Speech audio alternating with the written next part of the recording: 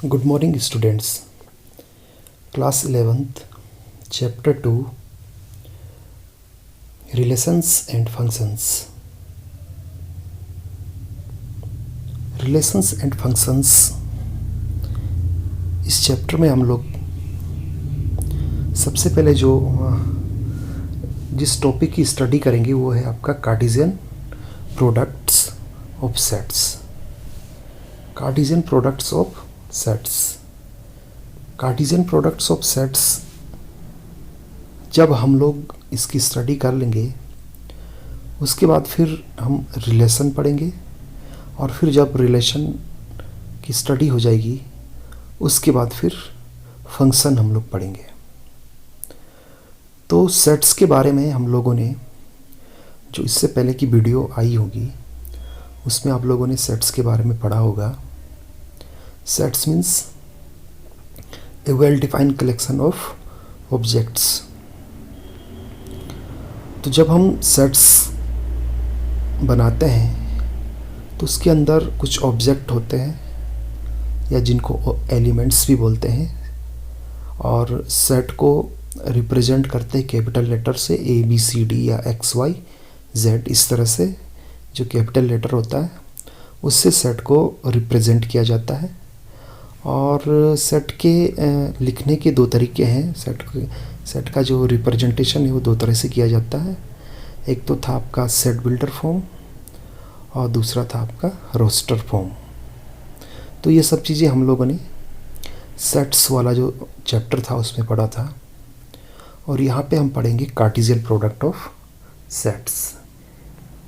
तो Cartesian product क्या होता है इसको देख लीजिए आप लोग। पहले एक एग्जाम्पल यहाँ पे दिया गया है, इस एग्जाम्पल को आप लोग ध्यान से समझिए।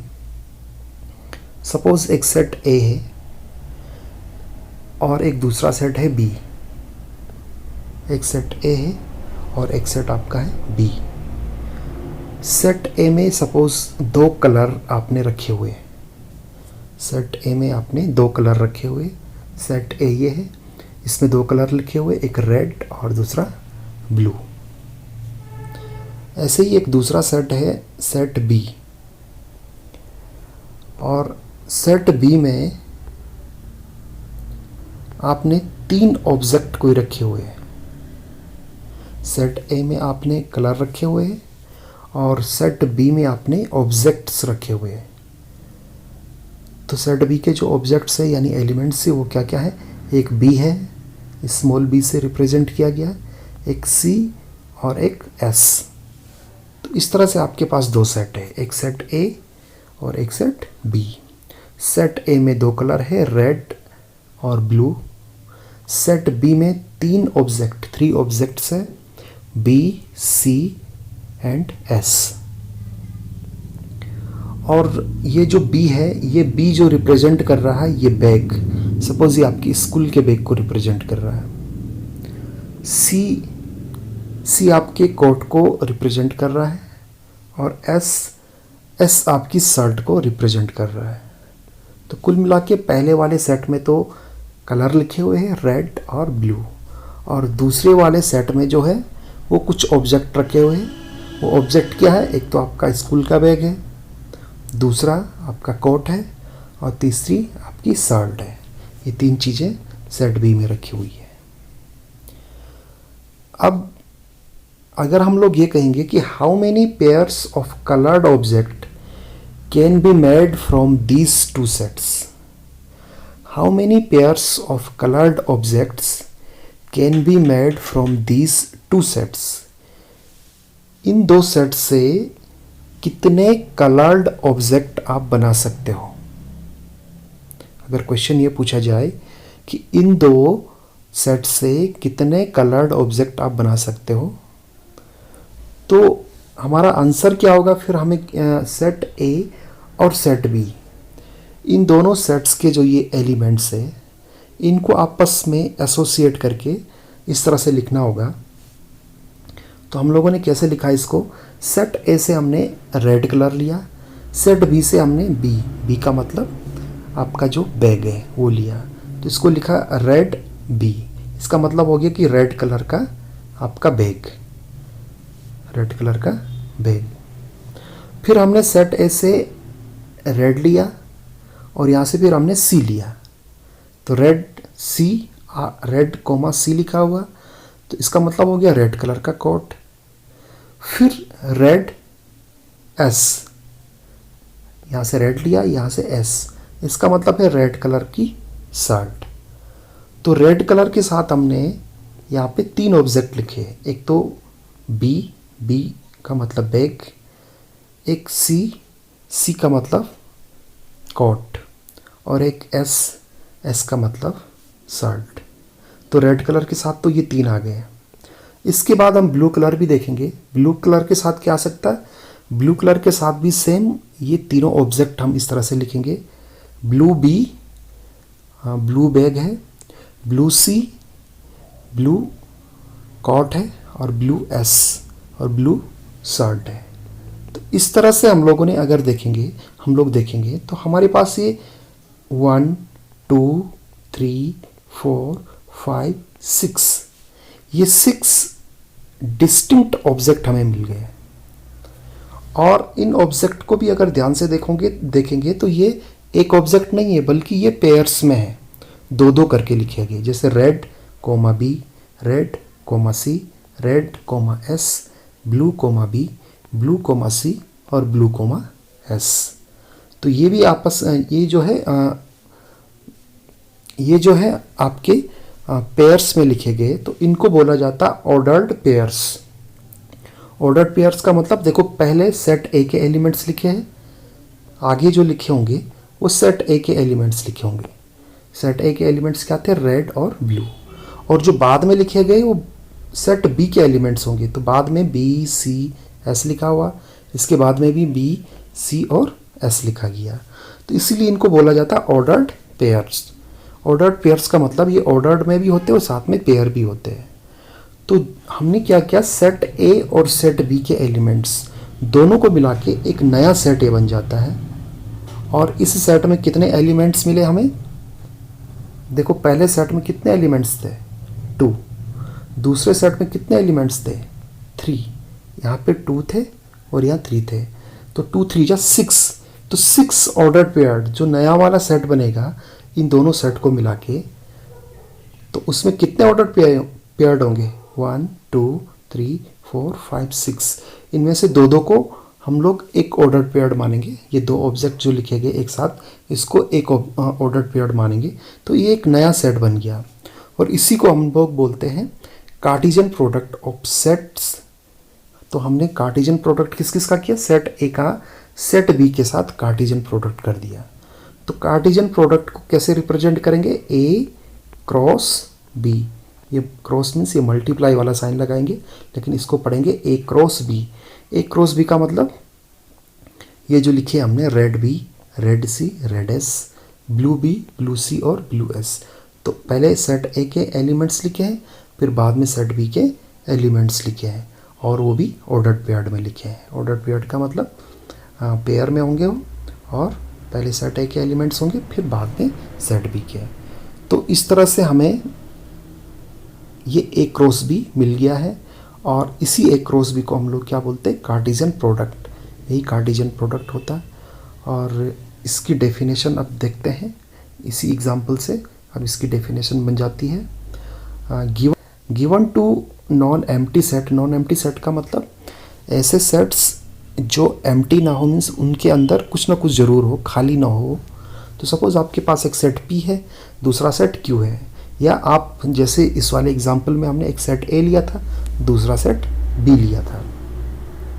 The Cartesian product P cross Q, तो इसको बोलते हैं कार्टेशियन प्रोडक्ट। ये मल्टीप्लाई का साइन लगाएंगे बीच में, इसको पढ़ेंगे पी क्रॉस क्यू। हमने सेट पी और सेट क्यू, इसका हम लोग कार्टेशियन प्रोडक्ट कर रहे हैं।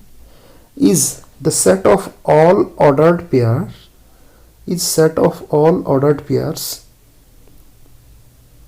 Of elements from P and Q.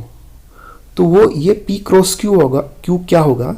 P cross Q set of all ordered pairs of elements from P and Q. P और क्यू के वो सारे एलिमेंट्स जो ऑर्डर पेयर्ड में हैं वो होंगे किसके अंदर? पी क्रॉस क्यू के अंदर। P क्रॉस Q भी एक तरह का एक सेट होगा, जैसे सेट A होता, सेट B होता, जैसे सेट P था और सेट Q था, तो एक नया सेट बन गया। इसको पढ़ेंगे P क्रॉस Q, यानी कि Cartesian product of P and Q। और इसके एलिमेंट्स किस तरह से होंगे? P क्रॉस Q का मतलब होंगे, क्या होगा? P Q, इस तरह से उसके एलिमेंट्स होंगे P Q, यानी ऑर्डर्ड पेयर्ड में। ऑर्डर पेयर्ड का मतलब दो दो करके एलिमेंट्स होंगे, और पढ़ना तो इसको एक साथ ही है, ये एक ही एलिमेंट्स माना जाएगा, लेकिन ये पेयर्स में होगा। तो इस तरह से, और ये P बिलोंग्स टू P, ये जो P है स्मॉल p, ये कहाँ बिलोंग कर रहा? P जो पहले वाले सेट में। और ये Q कहाँ बिलोंग कर रहा? दूसरे सेट में।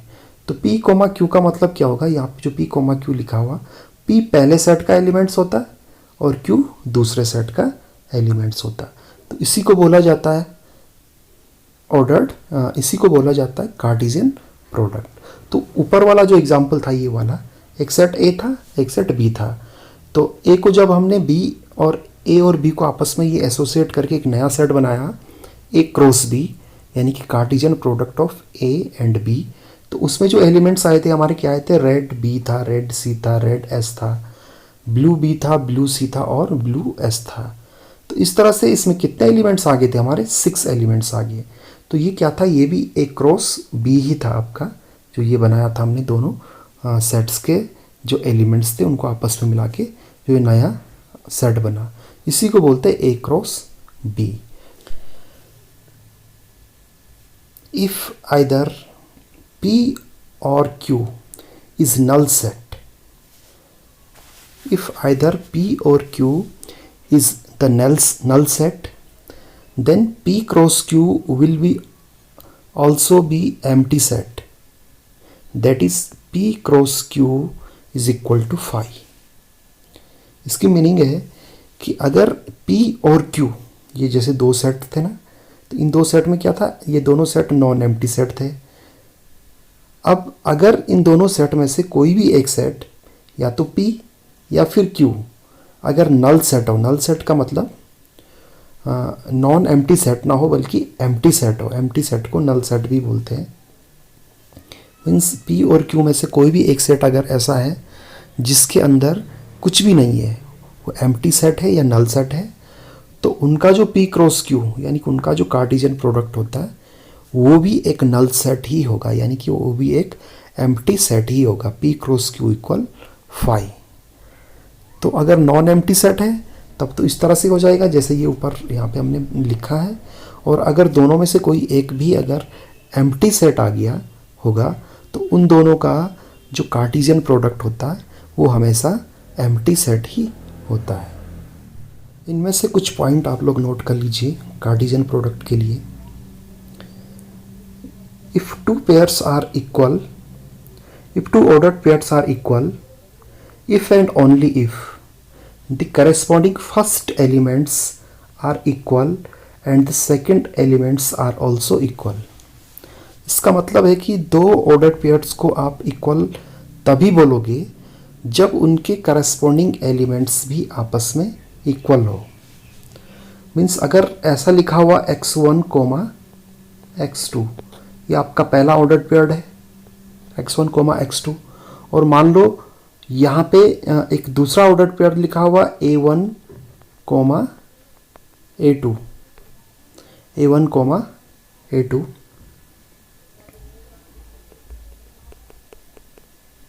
इस तरह से लिखा हुआ a1, a2। तो ये दोनों ऑर्डर्ड पेयर्ड इक्वल तभी बोलेंगे हम लोग जब ये x1 a1 के इक्वल होगा, x1 का करस्पॉन्डिंग एलिमेंट्स कौन सा है? a1, और x2 a2 के इक्वल होगा, यानी दोनों सेम लिखे होंगे, तभी जाके हम लोग बोलेंगे कि ये पहला वाला ऑर्डर्ड पेयर्ड इस दूसरे वाले ऑर्डर्ड पेयर्ड के इक्वल है। तो ये पहला रूल है इसका। नंबर 2 में लिखा हुआ है if there are p elements in set A and q elements in set B, there will be pq elements in A cross B। तो ये अभी जो एग्जांपल आपको बताया था कि अगर सेट पहले वाले सेट में p एलिमेंट्स है, दूसरे वाले सेट में q एलिमेंट्स है, तो total number of elements in set A cross B में क्या हो जाएंगे? जो पहले सेट का एलिमेंट्स इनटू दूसरे सेट का एलिमेंट्स। तो पहले सेट में p एलिमेंट्स थे, दूसरे सेट में q एलिमेंट्स है। तो a क्रॉस b में जो टोटल नंबर ऑफ एलिमेंट्स होगा, तो इन दोनों एलिमेंट्स की हम लोग मल्टीप्लाई कर देंगे, तो ये हो जाएंगे total p into q elements. तो n a cross b equal p into Q. n a cross b का मतलब हो गया कि a क्रॉस b में नंबर ऑफ एलिमेंट्स क्या होंगे, p इंटू क्यू। तो ये पहले ही आपको उस एग्जाम्पल में बता दिया गया था। इसके बाद ये लिखा हुआ कि a and b are non empty sets, either a और b is an infinite set. अगर a और b में भी कोई एक इनफाइनाइट सेट होता है, इसकी मीनिंग है कि अगर a एंड b आपके पास दो नॉन एम्प्टी सेट है और इन दोनों में से सेट a या सेट b अगर इनफाइनाइट सेट है। इनफाइनाइट सेट का मतलब होता है जिसमें बहुत सारे एलिमेंट्स होते हैं जिसको आप काउंट नहीं कर सकते हैं। तो ये सेट वाले चैप्टर में आपने पढ़ा होगा इनफाइनाइट सेट। तो ए और बी में अगर कोई भी एक इनफाइनाइट सेट है या दोनों इनफाइनाइट सेट है, तो उनका जो ए क्रॉस बी होगा, जो ए क्रॉस बी वाला सेट बनेगा, वो भी आपका इनफाइनाइट सेट ही होगा क्रॉस बी में। फिर एक लास्ट पॉइंट है ए क्रॉस ए। तो इसमें अभी तक हमने ए क्रॉस ए पढ़ा था, तो यहाँ पे ए क्रॉस ए। तो ए क्रॉस ए में जो ऑर्डर पेयर नहीं मिलेगा आपको, बल्कि यहाँ पे तीन एलिमेंट्स मिलेंगे, तीन एलिमेंट्स एक साथ लिखे हुए मिलेंगे। तो वहाँ पे दो ए क्रॉस ए में तो दो एलिमेंट्स को एक साथ पढ़ना है, और ए क्रॉस ए में हम तीन एलिमेंट्स को एक साथ पढ़ेंगे। तो इनको बोलते हैं ऑर्डर्ड ट्रिपलेट, इनको बोलेंगे ऑर्डर्ड ट्रिपलेट। तो इसमें ये पहला वाला ए पहले सेट ए का होगा, दूसरा वाला ये जो एलिमेंट्स बी है ये इस दूसरे सेट का होगा, और सी वाला भी तीसरे सेट से होगा। तो इस तरह से इसका ऑर्डर ट्रिपलेट भी होता है और ऑर्डर्ड पेयर्ड भी होता है। तो इस तरह से आज के वीडियो लेक्चर में हम लोगों ने ए क्रॉस बी यानी Cartesian product of set A and set B पढ़ा है। तो नेक्स्ट वीडियो में हम लोग इसकी एक्सरसाइज सॉल्व करेंगे।